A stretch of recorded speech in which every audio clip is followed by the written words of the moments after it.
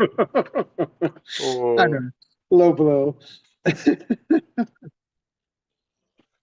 I not saw that really. this I mean, I saw like that this morning and I was like, wow. I mean, I knew last. he was having issues, but I didn't. Yeah.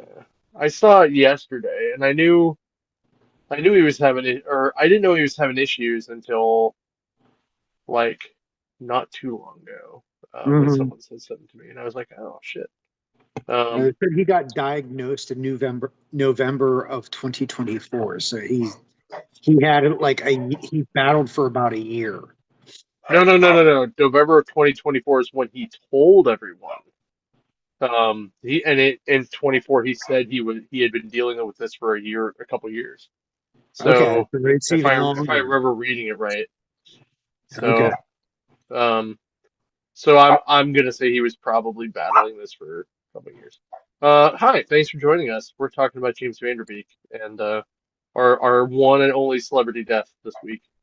Um, Well, unless you count Brad Arnold, who died over the weekend from Three Doors Down. oh yeah, yeah, but we talked about that on Thursday, didn't we? Like last week? No, Didn't that happen on he did. Thursday? He didn't. I don't think he passed away until like Oh, he never said mind. That was like February Saturday 7th. morning. Yeah, yeah. Yeah. Never mind. Yeah, yeah, So he yeah. passed Okay. away too. So that's and it kind of hurts me a little bit because both these guys are my age. So it Yeah, kind of gives me spine chills of damn. yeah. Well, I mean, I'm in the age range. Like, don't get me wrong. Yeah. Um, Yeah, but because these I'm guys are literally like I am 47, so I am exactly Brad's age, and James Vanderbeek was a year older than me.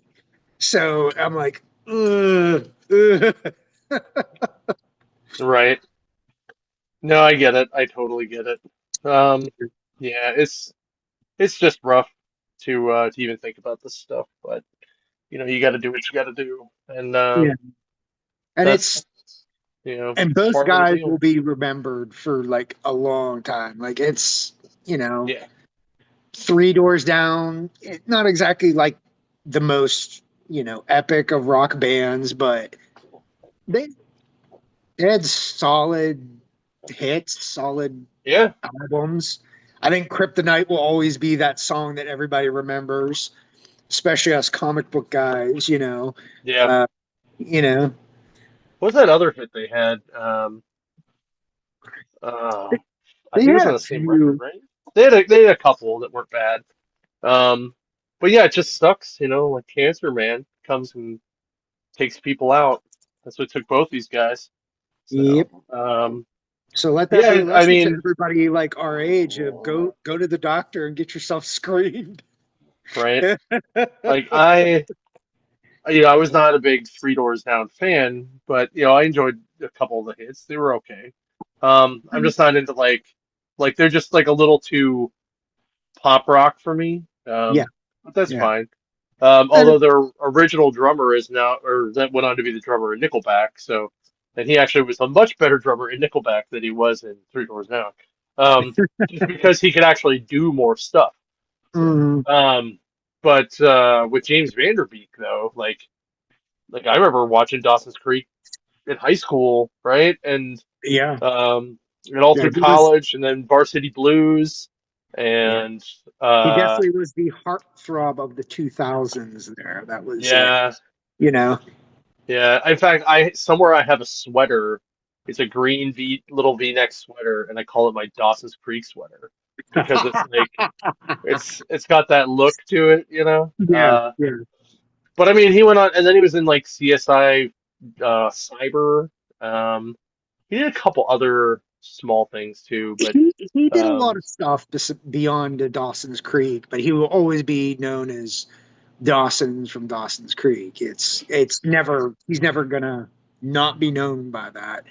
But yeah. But I mean, like I said, like I was a big fan of him on uh,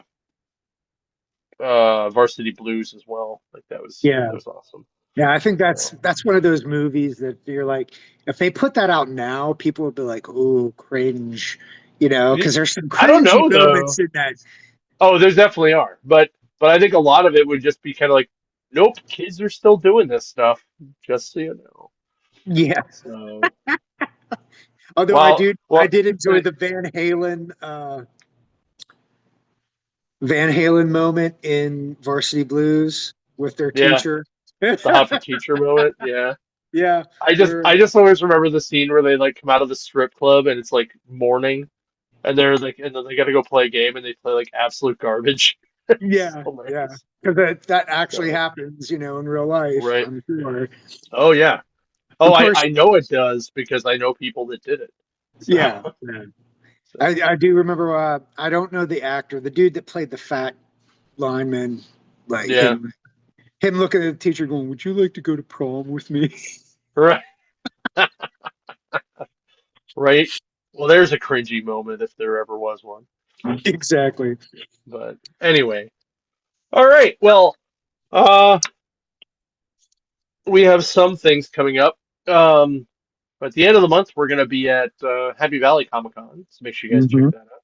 Thanks to everybody that came out to cosplay karaoke last night. Made some money for the Heroes Initiative. We probably will do two more of those before the end of the calendar year, or before the show happens. The next one's theme is heroes and villains. We just are trying to solidify where and when that will be. Most likely it will be on April Fool's Day.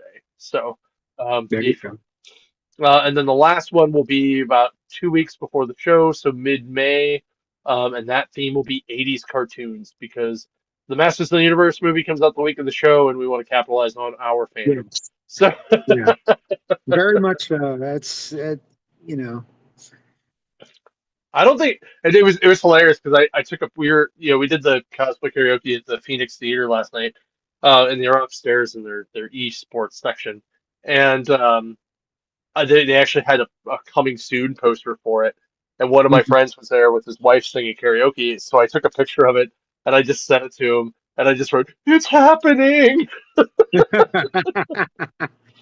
He got a good kick out of it. It was a lot of fun.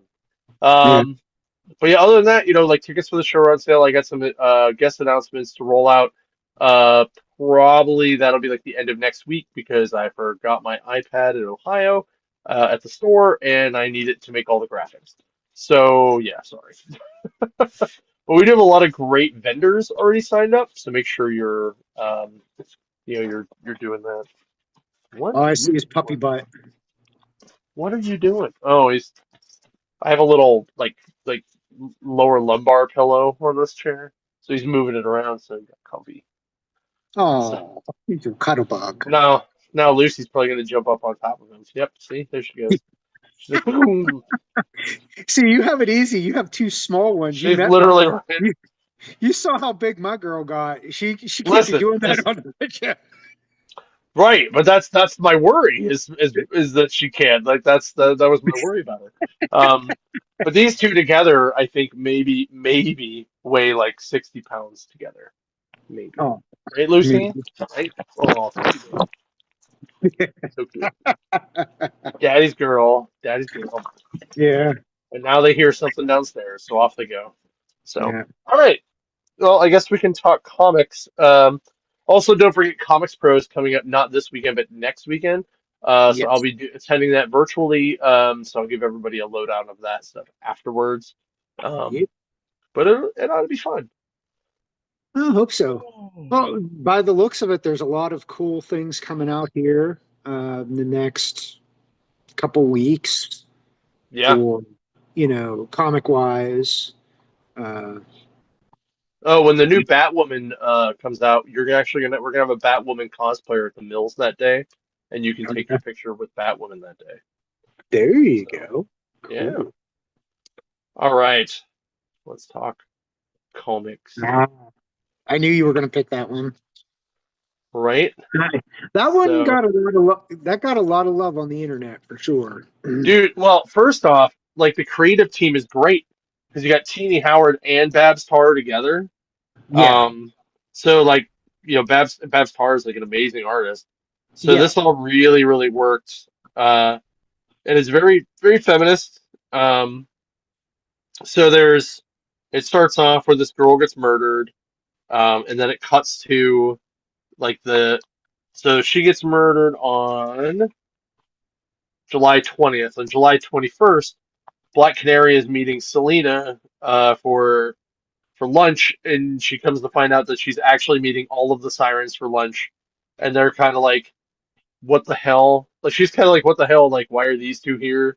And they're like, "Why is she here? Because she's a superhero." Um, so they're kind of going back and forth at it, and they just keep being like, "Let's see your rock from Ollie." And she finally does show them her engagement ring, and they're like, "Jesus Christ, that thing's like $1 million ring." And she's like, "Yeah, it's a little too big for me." Like, and like the whole time, like Poison Ivy just kind of like, "You should ditch him," blah blah blah, and Harley's just kind of like, "You can date me," and and Catwoman is just like, "It's cool. I also like a rich man," and they just keep talking about like how she just talks to Bruce about stuff even though she won't marry him. Um, so then Ollie calls and they kind of ditch Black Canary at the time to go do a heist. So they stick her with the bill. They go to this money heist, and when they're leaving, they run into the dead body of the girl that got stabbed on the 20th. Um, and all of a sudden, Black Canary shows up and is like, "Guys, what the fuck? Like, drop the money and what the hell?" And they're like, "No." So they get away with the money and leave her with the dead body to deal with.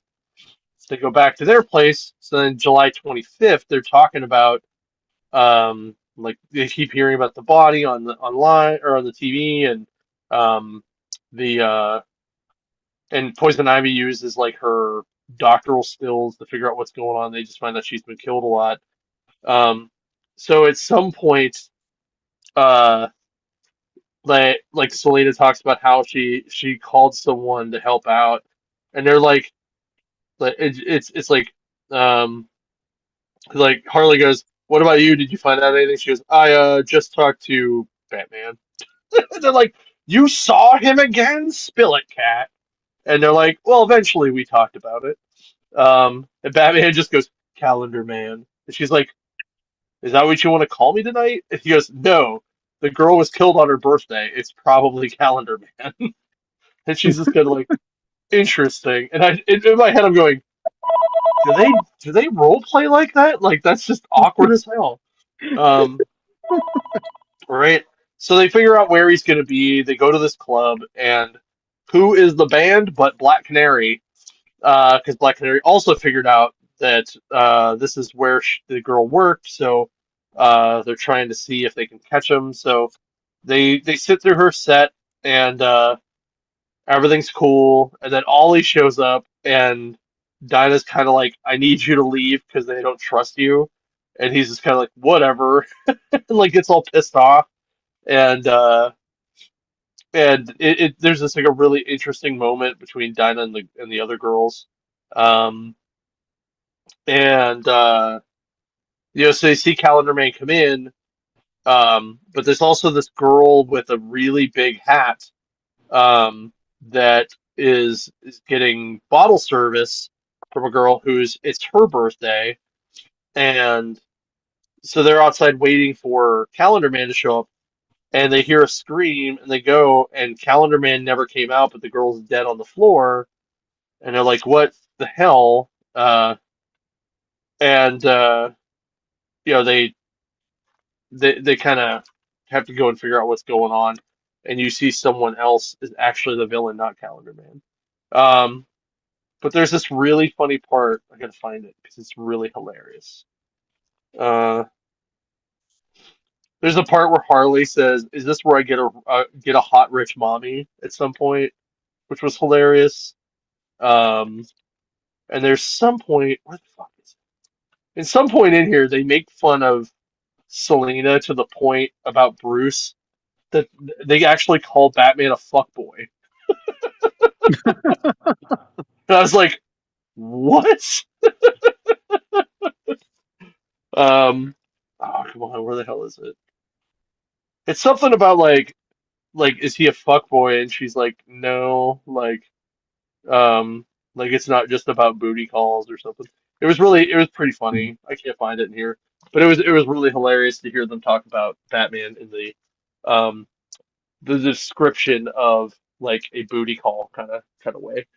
Um, so uh yeah, so again, Babstar and Tina Howard, this is really good. It's another mini series for the Sirens.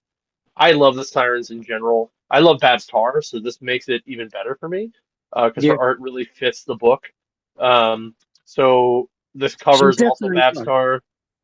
she's like Yeah, top five in like artist for female artists in general in the in current yeah, era. Easy, you know. yeah, It's yeah.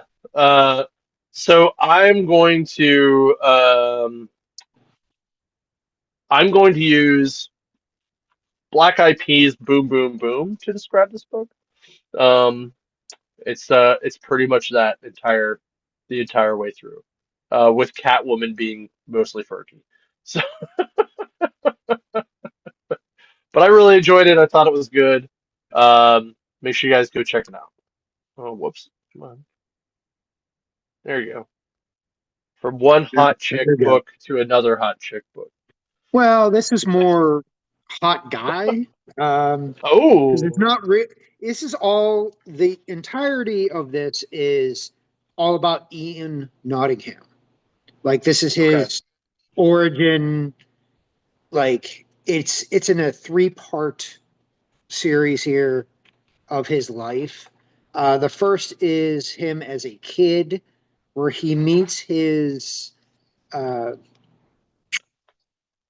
love of his life, so to speak. His like how they met, how he used to just steal, him being part American, and you know how that went, where the intermingling of American and Japanese was not like looked well upon. Uh, we meet Madam X, who basically tortures the living crap out of them, making Ian and his love their slaves. Um, in comes in Kenneth Irons, which that's he goes to work for him. The second story is kind of about him after he trains under Kenneth Irons and basically just destroys Madam X's entire empire, um, and takes uh, a artifact, the Blood Sword, from uh, Madam X, and doesn't kill her or anything, but he's basically just kind of uh, gets it for Kenneth Irons, and he's planning the death and everything of him. Um, and then now it's the third story is him. Um, this is after Kenneth Irons is gone. He goes through and just destroys Kenneth Irons' fortress. Goes through all these different puzzles and everything, where he finds a letter Kenneth wrote going, "I hope this finds you when I am gone. Uh, there is no artifact to resurrect his love because she was killed. Everything is your fault. See you in hell, Irons," which is pretty, spot on for Kenneth Irons. Um, and he has his love.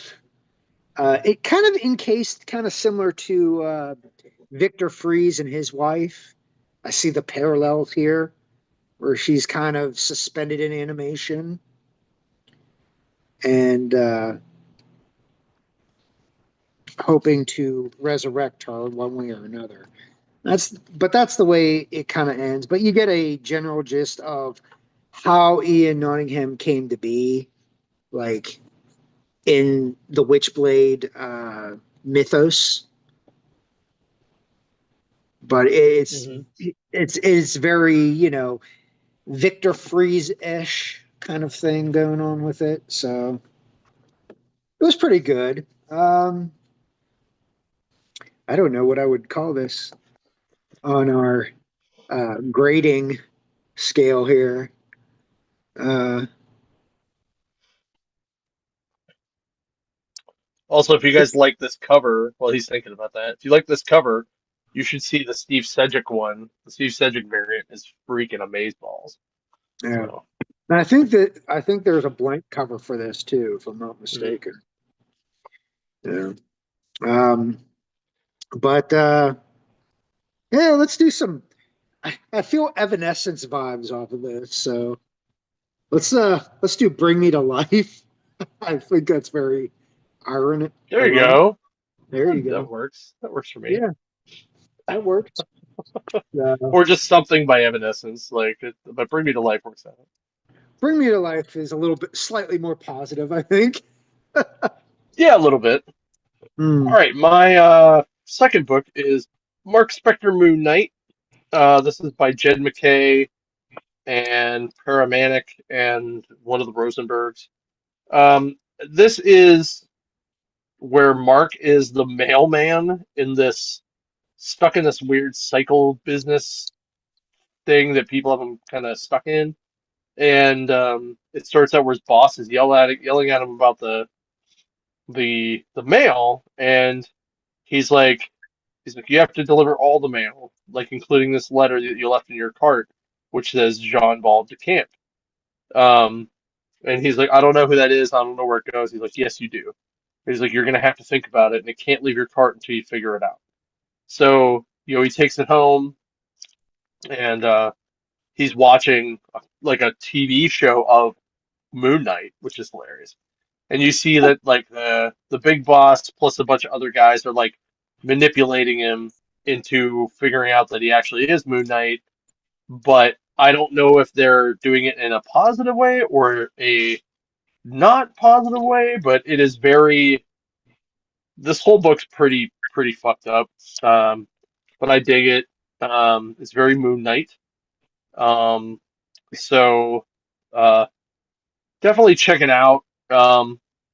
Like there's it's just so bizarre at some point. And then at the end, Zodiac is there, and Zodiac and Moon Knight end up teaming up at the end because Zodiac gives Moon Knight or gives Mark Spector the Moon Knight hood in a box, and he puts it like he pulls it out and he puts it on, and they join forces to like beat up a bunch of guys.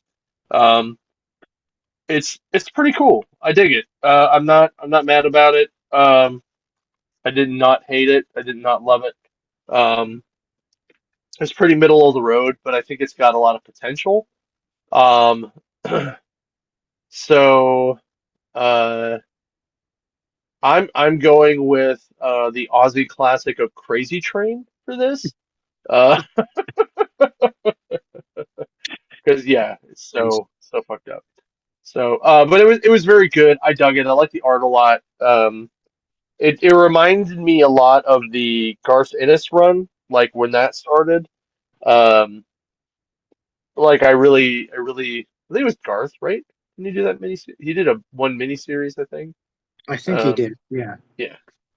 I Um, I don't I know really much enjoyed about it. his Marvel-esque writing. I know more about his It DC it kind writing. of it also yeah same. It also had a little bit of the uh Jeff Lemire-ish run a little bit, like the Yeah. where it became Mr. Knight. It had a little bit of that vibe to it too.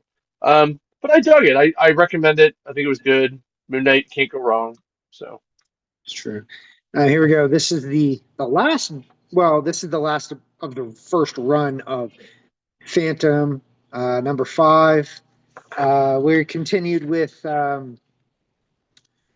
was it the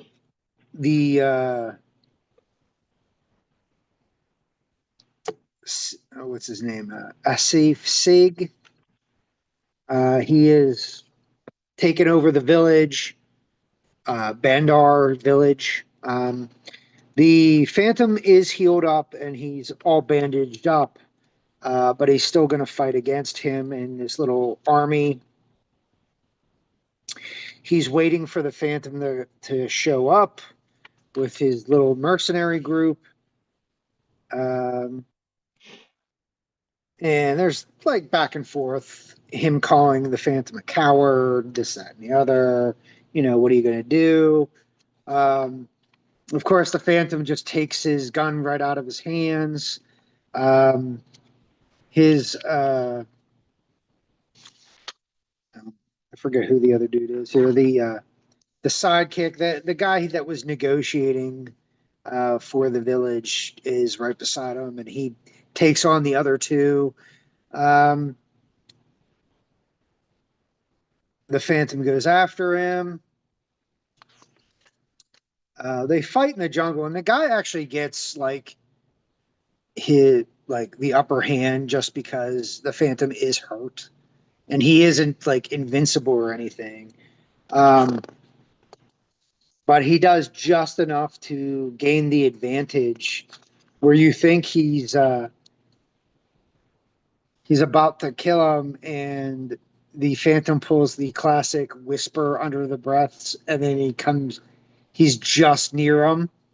Well, next thing you know, you see a gun right under his chin. So they got him, and he's like, you can't kill me. He's like, then the village would die, this, that, and the other. And the Phantom's like, oh, SF, you have no idea what this village is, do you? And it shows in the next page here the kids actually beating the ever loving crap out of the mercenaries, like with basketballs and stuff. And we learned that Bendar village is what's known as a poison tribe, which means that they hunt and fight from basically toddlerhood on. So these kids are already more skilled than these mercenaries are. And he's like, you don't get it. He's like, I'm not their protector. I'm an ally. I I just come by and help train with them. He's like, I am not their protector. They can protect themselves. And you see the way it goes here is they take him away and they get apprehended by the authorities, and everything kind of just goes back to normal. Like all's well that ends well.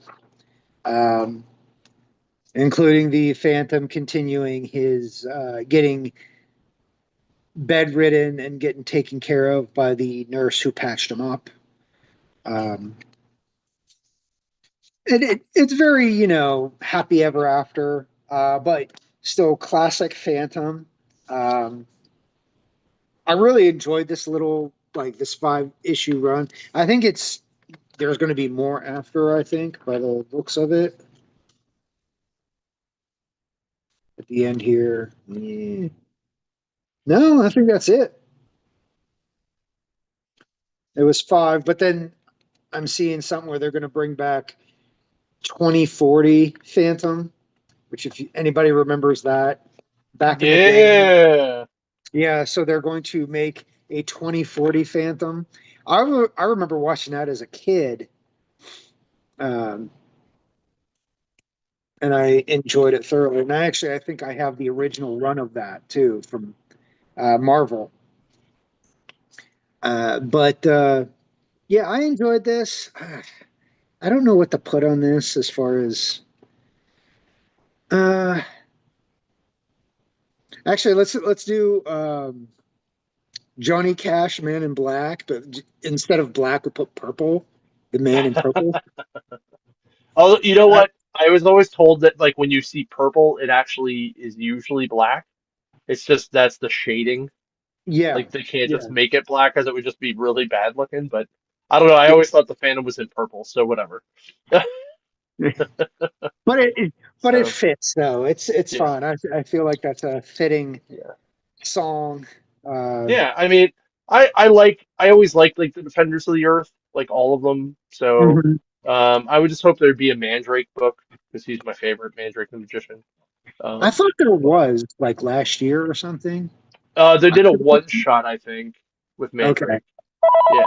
So, all right. My last book is Just Brutal by Dennis Hopeless and Bram Revel. This starts out with this kid who talks about, his dad could beat up your dad. He's like, I'm not bragging, it's just true. Um, he's just not good at showing up, and he'll drink your dad under the table while beating him in a foot race, just to watch your stepmom swoon. Uh, he's like, yeah, dad's a real man's man, salt of the earth, coolest guy in every room, great at all the classic role model stuff that doesn't actually matter at all. Um, so the stepdad, his stepdad slash mom's boyfriend slash coworker is like, hey man, do you want some ice cream? And like all of a sudden you see like him jump and a bunch of blood shoot out of his chest. He's like, oh my God. And here you find out he was just shooting a movie with his phone. Um, then his mom calls him in. He's like, when's the last time you heard with your sister?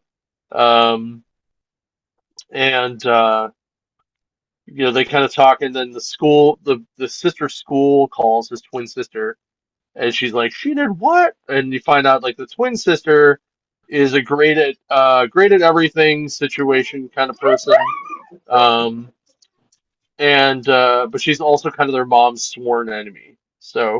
Um, so he tries to like make up with the pseudo boyfriend guy. Um, and then his sort of long distance girlfriend who's helping him write the movie is like does a video chat with him. Um, and the sort of dad finds these skis and he's like, "Hey, do you want to go skiing? I know you used to do that." And the mom literally like tackles him and is like, "That was a Dex thing." And she's like, "Oh," he's like, "Oh, my bad, my bad." Dex was his dad, right? Ah, So, there's some cool like scenes where they're like making the movie, which is cool. And all of a sudden, the sister and dad show up at the house, and they go inside, and they start talking, and the mom starts screaming. As soon as she starts screaming, a giant kaiju rips through their fucking living room. Um, and the parents kind of like push the kids down, or push the son down, and the sister and the dad have been have been fighting kaiju. You find out, and that's what they do. And the mom actually has like superpowers and like blows a hole through this thing. It's hilarious. Um, and they just kind of like the son doesn't know what the hell's going on, and he's just like, "What the fuck?" And I was like, "Language, sweetheart." And they like kill this kaiju in their living room. So I'm just curious as to like what the hell is actually going on in this book. Um, but it's very cool and very awesome. Like it's just a lot of brutal moments. It is called just brutal for a reason. I like Dennis Hopeless's writing a lot. I loved him when he did.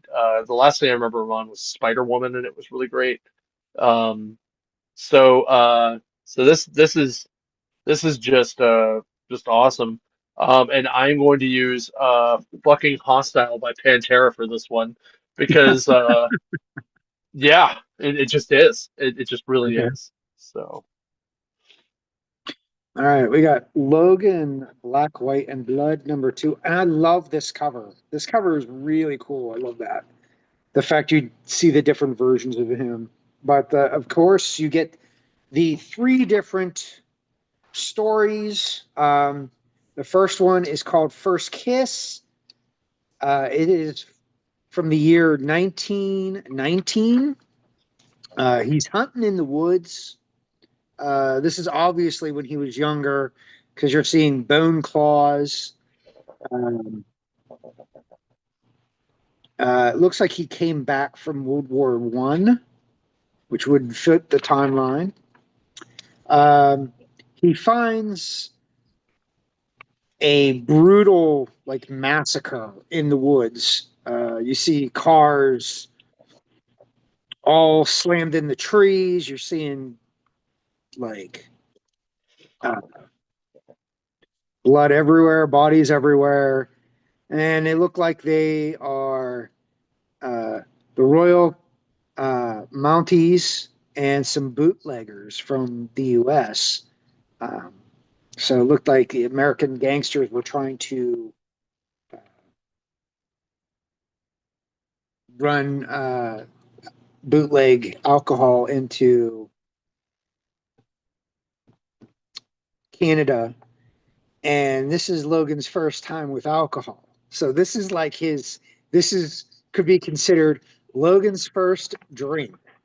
Um, and he drinks it, and apparently it's uh, Kentucky bourbon, and he never had it before. So Ooh. he's obviously in love with it because he's sitting there, he drinks like a whole barrel by himself. Um, and here comes one of the gangsters that was like drenched in blood and everything. Um, Starts shooting at him. One of the Mounties shoots at him. Well, they end up like killing each other. Uh,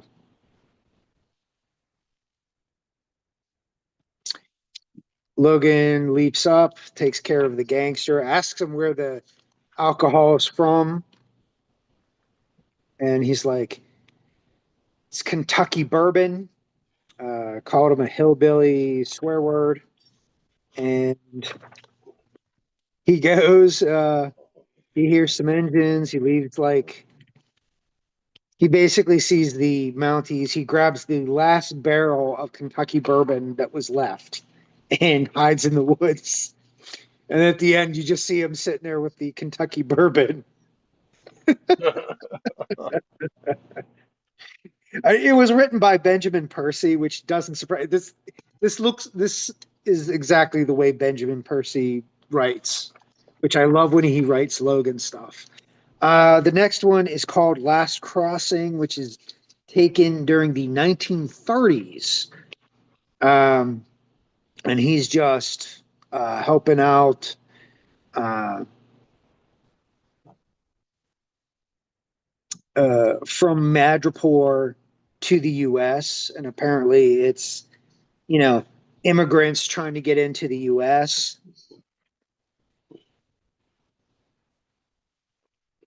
And we find out that several people are, two of the passengers, I should say, are mutants. One is a girl that turns invisible, and they're slowly taking out the crew because apparently the crew had other ideas than just letting these immigrants be on their way. Which they're also female, which that tends to cause issues. While Logan was just part of the crew, he had nothing to do with it per se. They come after him. Well, he's healing. He ends up getting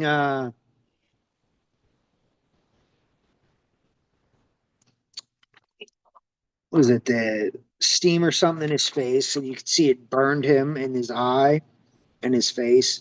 But he's healing. He ends up discovering that the spirit is a mutant that can turn herself invisible. And they're just trying to leave Madripoor. And they're saying, like, how dare you, blaming Logan for something that he obviously isn't involved with. Like, he was just part of the crew doing his job, and here comes all these accusations. Now the captain and his close part of the crew knew exactly what they were doing. Well, he asks Logan, "Hey, would you like to join us in a bigger cut?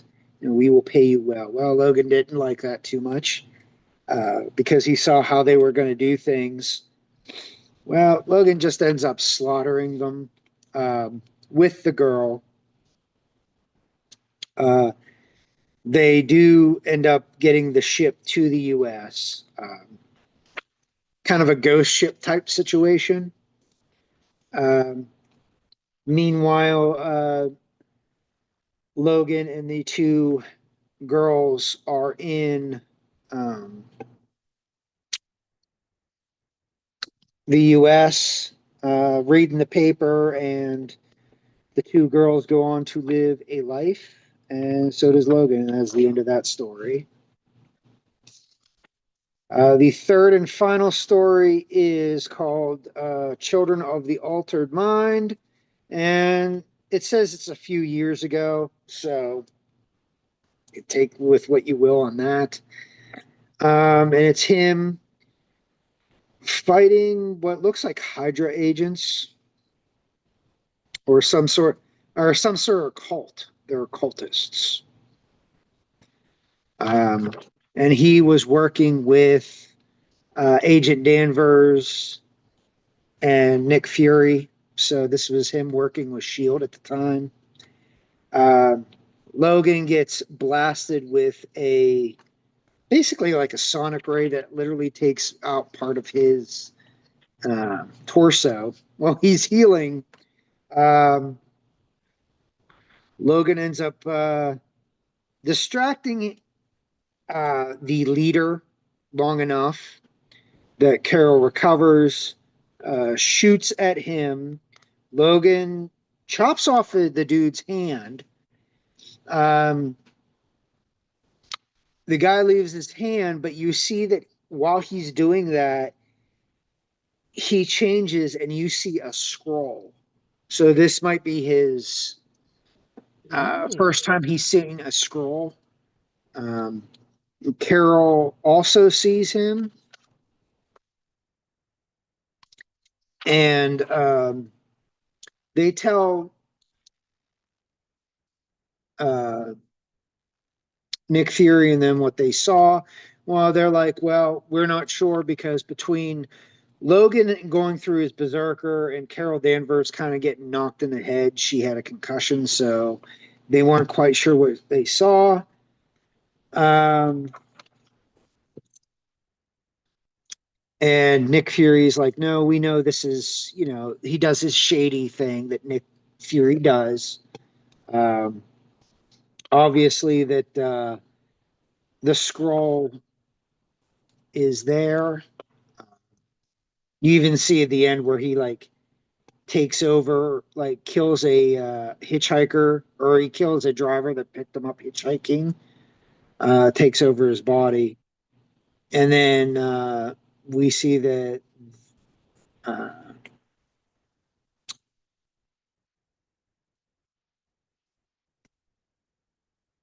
more scroll shenanigans at the end of the thing here, but it was generally pretty good. I guess that was his Logan's first time seeing a scroll. Uh, I don't know what to give this one at all because again, you're spanning years, and uh,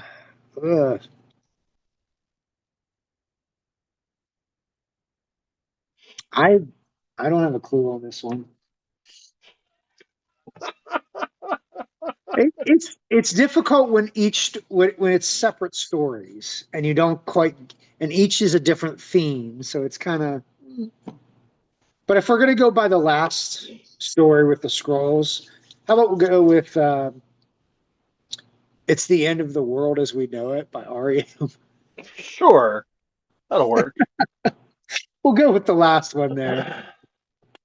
Wow. But yeah, I do enjoy these because it does give you a nice overview of sections of Logan that we don't get to see, through Right. the years. So It's all good. yeah. Cool. Well, other than that, uh, update on the Beauty. It's still going very good. Still fucking crazy and weird and horror-ish, and you should totally watch it. Update on Star Trek Academy. Just banger after banger episode. Like last week's episode, they actually did it was like a love letter to DS9. So if you're a DS9 fan, you should go watch it. So, but other than that, there's Well, really we had not a what, the lot. Super Bowl Oh, commercials. wait. Sorry, I watched all of Wonder Man, which was actually pretty good. It Okay. wasn't it wasn't super great, like, but it wasn't bad. It felt like a regular sitcom, Just with kind of. superhero powers. Yeah, yeah, it was definitely interesting. The best episode I still think is the Doorman episode, mostly because I love Doorman, and the last episode. Those were probably the two best episodes of the series. Um, yeah. I was gonna Other say, than that, I know Super Bowl commercial. I was expecting like we didn't get an Avengers trailer. We didn't get a Spider-Man trailer. We did get right, a more of a Supergirl trailer, which you got to see more of Lobo, which right, Jason Momoa looks really awesome as Lobo. yeah. They really did really nicely with the makeup and everything. It looked really good. Well, they did the Um, one at the Puppy Bowl too, which had the puppy version of Crypto in it, which was great. mm, So, of course they did. Uh, but yeah, we did they did do a trailer for Masters of the Universe, so you got to see a mhm. little bit more. You did get to see the more epic "I Have the Power" Yeah, background and everything. That looked a little bit more polished than the mini trailer. teaser. Yeah. Yeah, so that didn't look too bad to me. That looked pretty cool actually. I can't wait for a full on trailer, like a the closer we get to it here. I don't know that we're gonna get that. I mean, they only have 4 months, not even. So, Yeah. but Well, you figure that the month before they're going to really push it, though. I imagine. so listen. I all I'm saying is it comes out the same weekend as our show. So, one, if you're coming in cosplay, pick a master. Two, if you're getting a sketch done, pick a He-Man character, buddy. Or Like we'll have to I ask all the artists to be like, so how many Master of the Universe stuff did you get? so You so get I'm, asked to I do. gotta I gotta try to find a blank Masters of the Universe so that I can have Trish do Battle Cat for me. So Oh, there you go. like Battle Cat and Panther like on each side staring at each other. Like I think that'd be Yeah, like that'd in be the interesting. style of straight or in the style of Feral, which would be hilarious. Um, yeah, I have a couple other guys that I'm thinking about. By the way, Trish Forrester's coming to the show. If you guys didn't know, I don't think I have it on Well, the list. I don't think I have that posted yet, but that will be once I I was can going figure to say, I think she So, enjoys coming to our show yeah, like every year. It seems like we're one so. of like 4 shows she does a year, and that's it. Yeah, She does us, Harrisburg, Baltimore, New York, and Heroes, and I think that's it. yeah. So, And she loves like oh yeah, everybody loves every time, we get to see those awesome pet sketches that she does. So, oh yeah, y- absolutely. yeah. So, I mean, I have my dogs. I had her do Lockjaw, so it's gonna be a good time. So, if you guys are looking for, things to get sketched on, try to find some blanks. But if you happen to see a Masters one in your things that you dig through for the store, let me know. So, I, I was gonna say I can't recall the last time this had a Master of the Universe had a blank cover. well, I have a Mega Man one, and I'm gonna probably have her do Rush. Yeah, So, there you go. that'll be cool. Yeah, but like this year's Super Bowl commercials were very well. I Boring. have to say there were Oh, some. they There weren't were a boring, couple but that they were weren't really great. hilarious. There was Yeah, the Manscaped one, which was yeah, hilarious. yeah, Me and Rachel watched that, Cupcake watched yeah. that, and we were rolling because you saw the googly eyes and the little mouths of Yep, the piles of hair, and yep, I was like, whoever thought that up, genius. I was like, I hope they yep. got a raise for that because that is a Super Bowl commercial. That's what you should do for Yeah. the Super Bowl is you want that commercial that everybody talks about, Yep. that remembers, Yep. like the frogs from Budweiser, the stuff like that, and people Yeah. Yeah. still Yeah. remember that, and Yeah. that's been And the pretty I well love you deserved. Like, man. The I love you man yeah, one. Yeah. Yeah. yeah, Oh yeah. Yeah. yeah. There's definitely some that are great. The only other one I thought that was really good was the Goodwill Duncan one. That was with pretty good. Ben Affleck Yeah. and Jennifer And Matt Damon. Aniston and Yeah. Yeah. Yeah, Yeah. I yeah, thought that was interesting. I was like, huh, yeah, okay. I was like, that's the big yeah, celebrity one. I did like the Chris Helmsworth with the Alexa in it was pretty funny too. yeah. That one was pretty good, especially his wife. She just stared at him like, "You're insane," and he's like, "Well, this could happen. All these things could happen." And Right. I was like, "Okay." I was like, "I give it. It's Chris Helmsworth. They're probably like, dude, just do your thing, you know, be hot and funny, and it'll work." And it did. Yep. I'd rather see him in a commercial like this than being in a Thor movie and acting like this. But Yes. that is my opinion on that. But I have to say that is a good way to get Alexa thrown out into the ether there a little bit. Yep. All right, guys. Well, that's all we have for this week. So make sure you go and support your local shop. Check out some sales coming up. We'll see you through Comic Con. We may see you at State College for Happy Valley. Yep. And yeah, if you ever have any questions or anything, or you want to come on the show and be a guest, let us know. Like we'll totally Yeah. have people on. Stay It's a lot of fun. stay warm out there, guys. It's still like Yeah. cold. We had Yeah. we had one nice day this week. Right. Right. Right. Right. So, all right, guys.